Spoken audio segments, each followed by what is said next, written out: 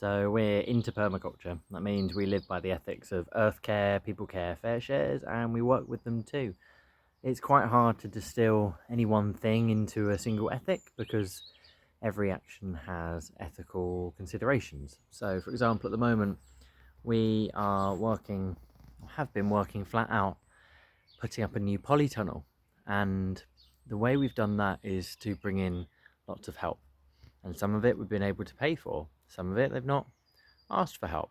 And you can look at that as people care. We get more than just three pairs of hands to do the hard work so that us three don't burn out and we can do other things like look after our families and do the other work that needs doing too, because not everything else stops. Also means that we can redistribute the surplus. So we raised plenty of money in order to put up this polytunnel, and surplus being money to pay wages for date workers. So really grateful for that. We're talking with lots of people, and someone I had a conversation with this evening was Yongo Wycliffe in Kenya, and I said, "How are you?" He said, "I'm really stressed." His wife is unwell. She's got internal bleeding and she's struggling with breathing. They're in rural Kenya on a farm where they grow food for the community in a permaculture system. And Yongo just needed to know that he's got some money to pay for travel to the hospital. So he was, I'm quite sure, just ringing round contacts. I've not spoken to him for a couple of years. But when I worked at the Permaculture Association, when I used to send weekly emails about permaculture and tell stories about the permaculture network using Earth Care, People Care, Fair Shares, we connected with Yongo, and it was in 2020 that we had a crowdfunder campaign and raised money to help their farm get back on their feet after locusts and floods and drought, just one thing after another around the equatorial belt. The closer you get to the equator, the harder it is, regardless of how qualified and inventive and creative you are.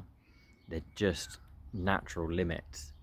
So Yongo got some money. He's got money to at least get his wife to the hospital and hopefully to get the medication that she needs. There's plenty more examples like that land in my inbox and have done for the last decade. Maybe not quite as acute needs, but also in conversation with a group working in a refugee camp in Kenya, and they want to learn about composting methods and being able to grow more of their own food. They've got a food growing project. They have a hairdressing project, so teenage mums learn the trade of hairdressing and they make a little bit of money in the camp. You think, hang on, gardening and hairdressing, it doesn't make sense. But the thing with permaculture is it's context specific. It works wherever you are, whatever situation you find yourself in. You can design with those ethics of earth care, people care, fair shares.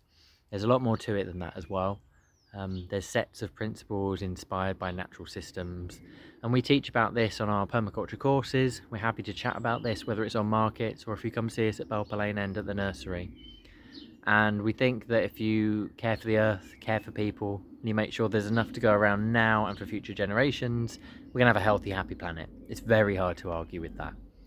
So Google it, find the Permaculture Association, subscribe to Permaculture magazine. It's a bargain. You'll get the new issue. We've got an advert in it for the first time. That's great. We've got classifieds in it. Also great. Thanks to Tony for working with us on that. We contributed some information about store-bought peat-free composts and our honest reviews of them. So pick up Permaculture magazine, spot Earthed Up in there, read about the awesome projects around the world, and hopefully you know a little bit more about permaculture now and I've whet your appetite. The next email might tell you more about how we can do that super locally.